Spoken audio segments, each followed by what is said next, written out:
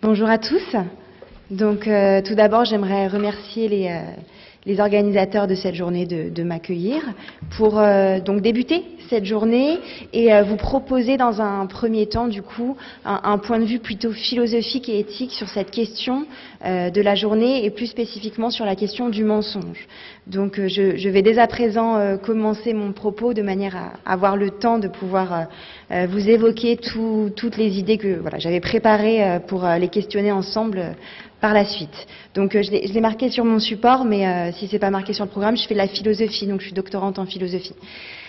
Alors, du coup, réfléchir à la question du mensonge, on pourra dire que ça fait écho, en parallèle, à une notion qui est la vérité. Mais d'une vérité qui, à un moment donné, n'est pas activement dévoilée et n'est pas volontairement dévoilée. Si je donne ces deux termes, c'est que déjà, selon le philosophe Vladimir Jankélévitch, qui est un philosophe du XXe siècle, on ne ment jamais volontairement, si vous voulez. Et activement, puisque a priori celui qui ment n'est pas passif, sauf si l'on considère que taire un élément relève de la passivité. Le mensonge, finalement, correspond au fait que ce qui est dit n'est pas adéquat à la réalité, donc au vrai de la situation engagée. Si j'insiste sur le terme de dit, le verbe dire, c'est que finalement, il semble que le langage soit corrélatif du mensonge. A priori, un geste, un comportement n'est pas mensonger. C'est plutôt la parole qui implique le mensonge. Et donc, pour citer une fois encore Jankélévitch, il dit la chose suivante. Ce langage qui était fait pour exprimer et révéler, voilà qu'il nous sert à dérober. Donc finalement, on peut dès à présent se questionner sur ce qu'est le mensonge. Est-ce que le mensonge, c'est le fait de s'abstenir de donner une information pertinente au regard d'un contexte, ou est-ce que c'est le fait de divulguer une information qui serait erronée? Autrement dit, est-ce que le mensonge est associable au secret, au silence, à la dissimulation, ou est-ce que c'est le fait de rajouter quelque chose qui est faux? Et donc du coup, le menteur, qui est-il? Est-il celui qui s'abstient de tout dire ce qu'il pourrait dire, ou est-il celui qui va surajouter quelque chose de faux, véritablement? L'information que l'on dit aujourd'hui claire, loyale, appropriée, est une notion qui est très très utilisée dans le soin. Et elle vient marquer, si vous voulez, le passage d'une société où l'autorité était très reconnue, la hiérarchie très reconnue également, à une société où l'autonomie est quelque chose qui est davantage valorisé. Et ce changement sociétal, si vous voulez, la relation de soins n'y échappe pas. Si bien que finalement, comme la personne qui a fait le premier discours l'a souligné, on passe finalement d'un modèle paternaliste du soin à un modèle autonomiste. Aussi, il me semble important du coup de questionner la place que pourrait avoir le mensonge de ce point de vue-là. Et plus spécifiquement, le mensonge qui pourrait émaner du soignant ou du praticien. Donc finalement, la philosophie, quand elle essaye de s'intéresser à la question du mensonge, elle essaye de savoir ce qu'il faut faire ou ne pas faire. Autrement dit, elle essaie de savoir et de comprendre si le mensonge peut être, à un moment donné, moralement justifiable. Et donc, le pan de la philosophie qui s'intéresse à ces questions-là, c'est la philosophie que l'on dit morale, si vous voulez. Cette philosophie peut se cristalliser dans différentes questions, comme que dois-je faire? Quelles sont les limites de mon action? Qu'aurais-je dû faire? Ça touche véritablement la valeur de notre action. Donc, ce que je vous propose de faire dès à présent, c'est d'essayer d'interroger ce mensonge du point de vue de la philosophie morale. Et ensuite, d'essayer de voir si ce mensonge qui existe dans la philosophie morale, peut être intéressant pour le penser dans le domaine du soin. Est-ce qu'il s'agit du même mensonge, véritablement? Alors, commençons par évoquer Jankélévitch qui, au sein de sa philosophie morale, s'est intéressé à cette question du mensonge et cette question de la vérité. Il nous dit une première chose qui est intéressante. Il explique que le mensonge est en l'homme la marque de sa conscience. D'accord ? En témoigne d'ailleurs le premier mensonge qui est exprimé par l'enfant. Je le cite, c'est la conscience qui s'est déniaisée toute seule, en découvrant un beau matin son admirable pouvoir de dissimulation. Que le mensonge soit bénin ou grave ne change rien à son importance, car la grande affaire n'est pas le volume du mensonge, mais l'intention même de mentir. Donc d'emblée, si vous voulez, quand on s'interroge d'un point de vue moral sur le mensonge, c'est bien la question de l'intention qui est mise en avant dans la philosophie morale.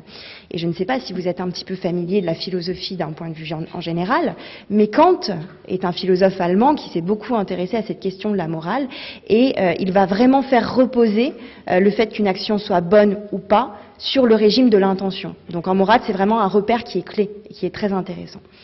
Après, du point de vue du soin, on peut se questionner.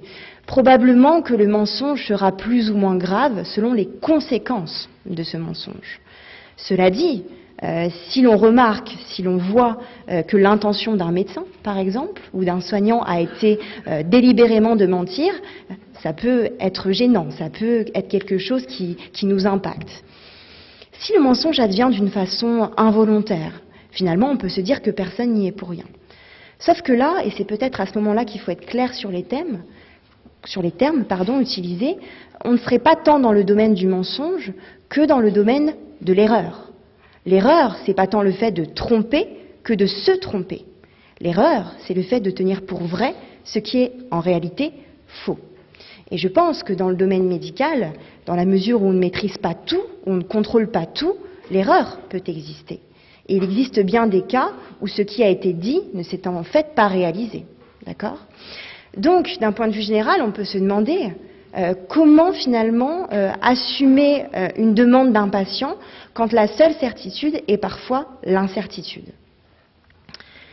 La deuxième chose que va nous dire Jankélévitch, c'est que, si vous voulez, c'est bien l'autre qui m'incite premièrement au mensonge. Je le cite encore une fois. Le regard d'autrui m'impose la première tension du tête-à-tête, la première gêne pudique.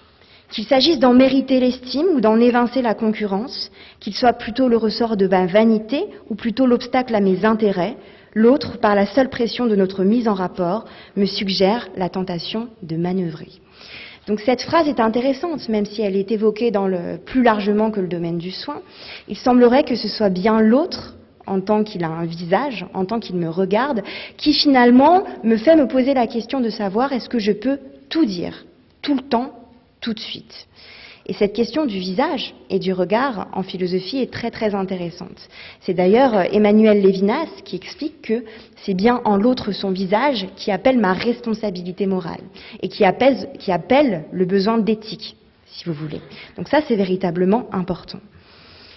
Donc finalement, que dois-je faire quand quelqu'un me demande de lui dire tout ce que je sais, alors que je sais en même temps que cette information pourra blesser, pourra faire mal, ne sera pas forcément bienveillante et bienfaisante pour lui.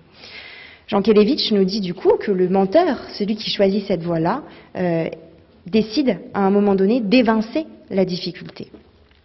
Et c'est pour ça qu'il nous donne deux caractéristiques de ce mensonge. Un mensonge qui est à la fois sociable et insociable. Sociable pourquoi ? Parce que le mensonge va dans un premier temps permettre d'arrondir les angles, permettre de rendre compatibles les intérêts, permettre d'arranger les choses. Mais il va surtout nous dire que ce mensonge est insociable. Pourquoi ? S'appuyant sur la philosophie de Kant, il se dit que finalement si tout le monde prenait pour motif d'action le fait de mentir, ça rendrait tout simplement toute relation impossible et toute société impossible. On ne peut pas finalement prendre le mensonge comme règle d'action. Ce n'est pas possible. Donc finalement, Jankélévitch, vous l'aurez compris, est plutôt critique par rapport au mensonge et au menteur. Il le décrit même comme celui qui est tendu, qui est superficiel, qui est seul. Il va placer le mensonge du côté du moindre être, du moindre effort, de la moindre résistance. Le menteur serait celui qui renonce aux avantages lointains de la vérité, pour les bénéfices immédiats et prochains du mensonge, si vous voulez. Donc du coup, il est plutôt dans une posture de critique. Et il explique aussi que la construction mensongère est quelque chose qui est difficile à tenir dans le temps. Autant le vrai est quelque chose que l'on pourra vérifier, par comparaison constante au vraisemblable, autant le faux, on doit un petit peu, d'une certaine manière, suer pour que celui-ci tienne dans le temps. Donc il nous explique que le mensonge, c'est pas quelque chose de simple, c'est pas quelque chose d'évident. Donc finalement, Jankélévitch, critiquant ce mensonge, disant que c'est quelque chose qui finalement est un vol de la confiance, qui vole quelqu'un qui ne s'aperçoit pas même pas qu'il est volé, du coup il est plutôt critique. Alors, on peut se demander, a-t-on le devoir d'être dans un impératif radical de vérité? Ou peut-on considérer une vérité relative en fonction de ceux ou celles qui nous feraient face? Petit détour par Kant, avant d'en venir à un point de vue peut-être plus concret, pour voir ce que ça peut donner dans le domaine concret du soin. La posture de Kant sur le mensonge a été rendue publique et connue à travers un débat et une controverse qu'il a eu avec un philosophe français qui s'appelle Benjamin Constant. Benjamin Constant affirme la phrase suivante. Il dit que la vérité n'est un devoir qu'envers ceux qui ont le droit à la vérité. Autrement dit, on n'est non pas dans une vision absolue de la vérité, mais dans une vision relative, au gré des circonstances, en fonction de la personne qui nous fait face. Pour ce philosophe français, qui est en controverse avec Kant, dire la vérité d'une façon absolue rendrait toute société impossible. Ce n'est pas possible d'avoir un impératif radical de vérité. Pour autant, je vous rassure, il n'est pas quand même à dire qu'il faut mentir tout le temps et partout. Il est plutôt dans la recherche d'un moyen terme, d'un juste milieu pour essayer de s'adapter, si vous voulez. Et lui, il a une conception de la vérité qui est la suivante. Pour lui, la vérité est un devoir. Et un devoir est toujours corrélatif à un droit. Mais si certains n'ont pas droit à la vérité, alors le devoir de vérité ne s'applique pas. Alors c'est une posture, je vais vous le dire, qui a fait bondir Emmanuel Kant, qui vraiment est représentatif de la morale au sens fort du terme, car pour lui, véritablement, la vérité doit être un devoir absolu. Peu importe les conséquences, peu importe si cette vérité nuit à autrui, il faut que la vérité existe de façon globale, si vous voulez. Et donc, pour lui, le mensonge est véritablement une injustice pour Kant, parce que ça vient ruiner l'essence de la communication et ça vient ruiner toute idée d'humanité. Donc il n'y a pas d'autre chemin possible pour Kant que celui de dire la vérité. D'accord ? Donc finalement, dès à présent, on peut essayer de savoir, essayer de se poser la question suivante, qui est celle, finalement, qui est la suivante. Est-ce que le mensonge de la philosophie morale, tel qu'il est souvent critiqué, est le mensonge du soin tel qu'il peut être pratiqué? On est peut-être à des niveaux différents et on est peut-être dans des réalités qui ne sont pas les mêmes. Et ça, c'est important à avoir à l'esprit. Donc si on prend un petit regard synthétique, historique, si on peut le dire de la façon suivante, on voit que dans l'histoire de la médecine, le mensonge est souvent défendu. Allons directement à Hippocrate, qui est souvent caractérisé comme le père de la médecine moderne, si on peut dire les choses comme ça, où déjà, lui, défendait l'usage du mensonge pour protéger le patient. Il disait que ce mensonge permettait au patient de ne pas se sentir menacé, de ne pas se sentir mal par rapport à une vérité qui serait trop lourde à porter, si vous voulez. Platon, qui n'était pas médecin, mais qui s'est quand même questionné sur cette chose-là, nous expliquait que le mensonge peut être justifié d'un point de vue moral. Alors il prend l'exemple de la politique, en disant que si finalement ce mensonge sert à protéger l'État et ses citoyens, tromper l'ennemi n'est pas quelque chose de moralement condamnable, dans la mesure où la fin de ce mensonge, la finalité est quelque chose de noble, et quelque chose qui vaut véritablement comme valeur. Il s'est questionné sur le rôle du médecin. Et pour lui aussi, le médecin aurait des droits pour mentir. D'accord ? Puisque finalement, il a un certain pouvoir et il pourrait ne pas toujours avoir à divulguer la vérité aux malades. Dans la Rome antique, c'est intéressant de voir que le mensonge est aussi accepté, mais intégré dans une volonté thérapeutique. D'accord ? Intégré dans une volonté de bien faire pour le patient. Et aussi, finalement, cette volonté thérapeutique est le reflet et le miroir de patients qui, en général, vont voir le médecin pour avoir une bonne nouvelle, pour être bien. Donc finalement, on a une espèce de corrélation entre l'usage du mensonge par le médecin et les attentes du patient dans la Rome antique. Au Moyen-Âge, là, on est dans une posture où la place de la religion est plus prégnante et le médecin a une autorité renforcée. Le médecin, en tant qu'agent de Dieu, devrait connaître la même obéissance que Dieu, d'une certaine manière. C'est ainsi que le terme de dissimulation prudentielle est exprimée par saint Thomas d'Aquin, dans un souci charitable d'éviter aux patients de porter le poids d'une vérité trop lourde, d'une vérité trop malfaisante pour lui, si vous voulez. Donc finalement, quelques éléments qui nous font dire que d'un point de vue de la philosophie, on pourrait le condamner, mais d'un point de vue de la pratique, c'est quelque chose qui est utilisé et qui est mobilisé. Donc finalement, entre la faute morale de la philosophie morale et la bienveillance thérapeutique qui semble justifier le mensonge dans son utilisation plutôt massive, comment pouvons-nous nous situer aujourd'hui, avec toute notre société portée par des repères juridiques où l'information doit être claire, loyale et appropriée, où il y a véritablement une autonomie qui est prégnante? Comment faire? Donc finalement, pour finir et conclure sur cette intervention, il semblerait que le mensonge émerge quand ce qui est su est tu, mais de façon durable et définitive. Ne pas révéler une chose de façon durable et la révéler, mais à un moment donné du temps, n'est pas forcément la même chose. Si bien que finalement, la question de la temporalité dans l'annonce d'une nouvelle, d'une maladie, peut être importante. Peut être importante parce que finalement, le praticien pourrait, en fonction du patient, en fonction de son rythme, en fonction de ses espoirs, de ses projets, en fonction de son droit de savoir et de son droit de ne pas savoir quelque chose, s'adapter au patient et élaborer quelque chose comme un parcours de l'annonce. Un parcours de l'annonce qui est mobilisé par une temporalité de l'attente, des étapes, mais qui n'est pas pour autant un mensonge au sens moral du terme, si vous voulez. Si bien qu'on peut se questionner sur le fait de savoir, est-ce qu'il existe une science du moment opportun pour annoncer quelque chose? Donc ce moment opportun ne serait pas un moment parfait, hein. C'est pas que cela que je dis, mais c'est un moment qui serait travaillé par le praticien pour essayer de choisir la meilleure opportunité, la meilleure temporalité pour annoncer quelque chose. D'accord? Et donc finalement, au regard procédural du médecin, du scientifique, du praticien, pourrait s'ajouter l'intuition, qui pourrait être quelque chose d'important.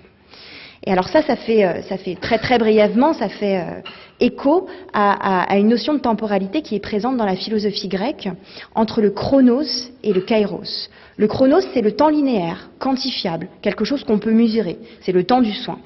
Le kairos, c'est plus davantage un temps métaphysique qui signifie l'instant opportun pour faire quelque chose. Donc finalement, dans ce temps linéaire du chronos, comment le praticien peut-il saisir ce kairos, qui est ce moment opportun, pour essayer d'être le plus bienfaisant possible. Donc pour conclure, finalement, ce que je peux vous dire, c'est que, finalement, à la façon dont Benjamin Constant le pensait, peut-on envisager une société qui se caractériserait par un impératif radical de vérité? Dans le domaine plus particulier du soin, peut-on envisager cette absoluté de la vérité, qui se caractériserait par le fait de tout dire, tout de suite, tout le temps? Est-ce que finalement le fait d'être dans cet impératif n'est pas une façon de contrevenir à la bienfaisance du soin? Est-ce que c'est pas une façon d'être aussi parfois malfaisant? Donc il semblerait que cette idée de juste milieu, de parcours de la vérité, de temporalité adaptée, soit une façon intéressante de penser la place de la vérité et du mensonge dans la relation de soin. Aussi, pour finir, à l'entièreté objective du véridique, il semblerait que le soin lui préfère une métrique spécifique de l'annonce qui serait balisée dans un parcours d'annonce et de vérité en fonction de la singularité et de la spécificité du contexte et du patient en question. Merci pour votre attention.